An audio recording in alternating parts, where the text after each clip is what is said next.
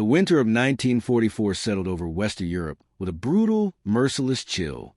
Snow weighed heavily on the dense pine trees of the Ardennes forest, muffling every sound beneath its frozen blanket. For Allied soldiers stationed along this quiet sector, the front seemed almost peaceful, a rare calm after months of relentless fighting across France and Belgium. The war appeared to be moving steadily toward its conclusion. But deep within Germany, a final and desperate plan was taking shape, one that would burst the frozen stillness with overwhelming force.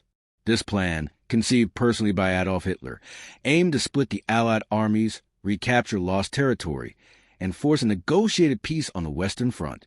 The objective was audacious: drive a massive German armored thrust through the Ardennes, seize the port of Antwerp, and trap large Allied formations in a sweeping encirclement.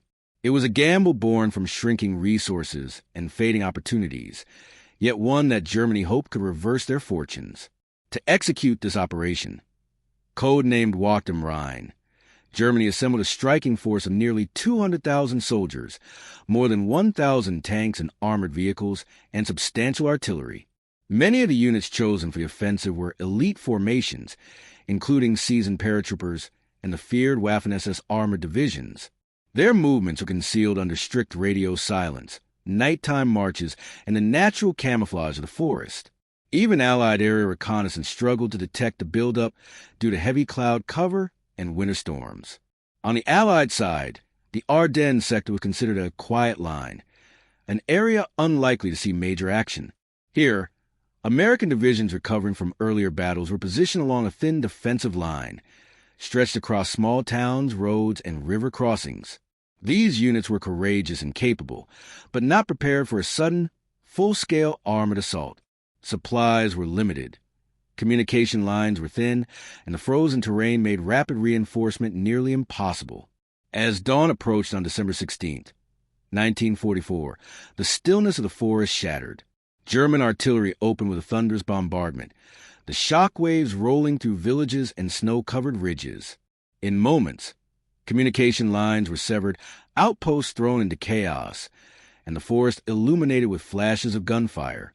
Following the bombardment, German infantry and armored spearheads surged forward, striking with speed and precision. Towns such as Lachmergeben, Clairvaux, and Saint-Vit became immediate battlegrounds. American units were overwhelmed in the opening hours. Outnumbered and caught off guard, some were forced into desperate defensive holds. Others were encircled, unable to break free through collapsing roads and blinding snow. Yet many fought with extraordinary resolve, delaying German columns long enough for Allied commanders to grasp the scale of the attack. By midday, the German advance had created a massive, swelling protrusion into the Allied lines, an expanding bulge that threatened to rupture the Western Front entirely. Reports reaching Allied headquarters highlighted the severity of the situation. The enemy had achieved surprise, seized key crossroads, and was advancing toward critical supply routes. But despite the ferocity of the German assault, the Allied response was beginning to form. Reinforcements were being rushed from distant sectors. Commanders were assessing the unfolding disaster, searching for points where a decisive stand could be made. The outcome of the battle would depend on whether the American line could hold long enough for reinforcements to counter the thrust. In the heart of the Ardennes, under snow and smoke, the stage was set for one of the most dramatic clashes of the war, a test of endurance, strategy, and raw human will. As the German offensive surged deeper into the Ardennes, the scale of the crisis became undeniable. The bulge in the Allied lines widened by the hour, creating a pocket that threatened to split American forces and open a direct route toward Antwerp. Snowstorms reduced visibility, grounding Allied aircraft and giving German armor the cover it needed to advance rapidly through forests, villages, and narrow roads. Yet with every mile gained, the invaders faced mounting logistical strain and increasingly determined resistance. One of the most critical points of the unfolding battle lay in the small Belgian town of Bastogne. Positioned at the junction of 7 major roads, Bastogne was a logistical heart of the region. Whoever held it controlled the movement of troops and supplies. German commanders recognized its importance and moved swiftly to seize it. But arriving just ahead of them were elements of the U.S. 101st Airborne Division and parts of the 10th Armored Division, rushed in under extreme conditions to hold the crossroads at all costs. Soon after these units took their positions, German forces encircled the town completely. Bastogne became an island of resistance, cut off from supplies, reinforcements, and medical aid. Shells rained down relentlessly. Snow drifted into foxholes. Food and ammunition dwindled. The encircled Americans faced overwhelming odds, yet morale remained surprisingly firm. Their determination stiffened the entire Allied defensive effort, buying precious time as commanders prepared a counterstrike. Meanwhile, General Dwight D. Eisenhower and his staff worked urgently to stabilize the front.